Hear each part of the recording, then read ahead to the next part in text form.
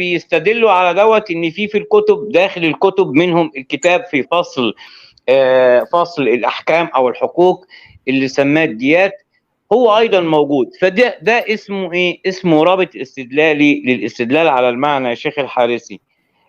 فكده الشبهه دي انا هعتبرها شبهه. معلش يا شيخ علاء، معلش يا شيخ الحارثي، خليني انا اقول ان انا هعتبرها استدلال فاسد. استاذ استدلال فاسد، انت ضخمت الموضوع بلا نحن نريد دليل واضح صريح، بس ببساطه دليل واضح صريح، ومن يعني دليل صريح صحيح، وليس مجرد صريح موجود في كتب الشيعة، لكن صحيح.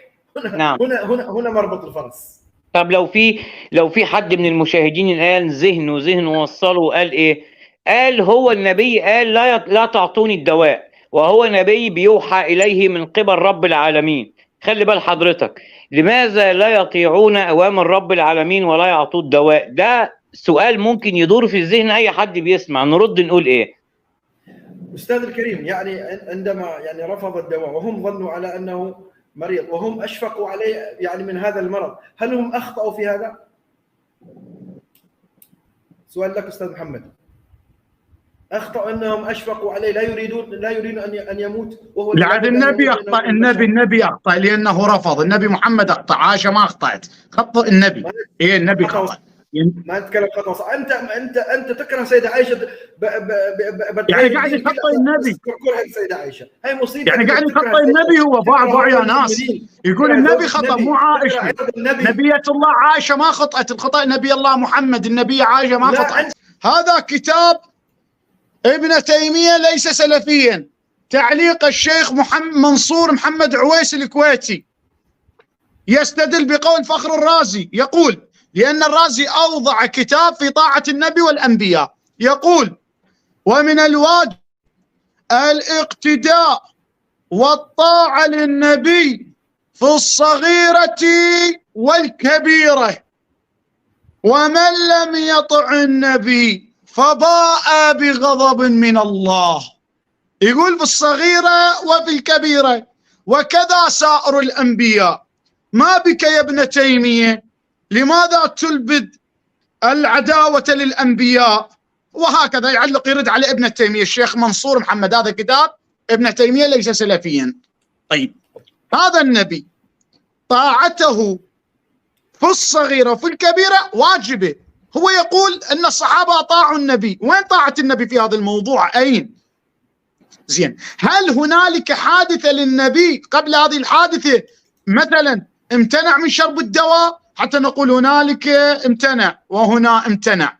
لماذا فقط في هذه الحالة، فقط في هذه الحالة النبي يمتنع من أمر هو الذي يوصي به؟ إذا النبي ينطبق عليه قوله تعالى أتأمرون الناس بالبر وتنسون أنفسكم وأنتم تتلون الكتاب يا أيها الذين آمنوا لما تقولوا ما لا تفعلوا كبر مقتا عند الله أن تقولوا ما لا تفعلوا. يوصيني باتخاذ العلاج وهو يقول نبيهم ألا تلدوني. النبي يبقى نبي حتى في طبيعة البشرية، نائم مستيقظ، قراراته تبقى قراراته مهيمنة على تلك الأمة، خصوص من يدعي القرابة للنبي، وخصوص من أمرة أنها زوجة للنبي. كيف لا تطيع النبي؟ كيف؟ يقول لهم أن لا تلدوني. من هو الأعلم بالمصلحة؟ هل هي عائشة أم النبي صلى الله عليه وآله وسلم؟ طيب، ما هو الداعي أنه النبي يتعصب؟ تقول لي، أقول لك سياق الرواية واضح من النبي كان في حالة عصبية، يقول لا يبقى أحد في الدار إلا لد. عجيب، والله أمركم عجيب. رسول الله لا يقول إلا حقا. أنا هقول لك سؤال هذا الحديث في صحيح البخاري أخرجه الترمذي الراوي أبو هريرة، الحديث صحيح عن طريق الألباني. قال رسول الله إنك تداعبنا، قال إني لا أقول إلا حقا. هل النبي بهذه الفعلة قال حقا أم باطل عندما نهى عائشة؟ إذا قلت حقا إذن عائشة باطلة، وإذا قلت النبي باطلا إذن كيف يقول إني لا أقول إلا حقا؟ هذا الحق مع الإلزام. تعلم الحوارات من جميع ماهيتها.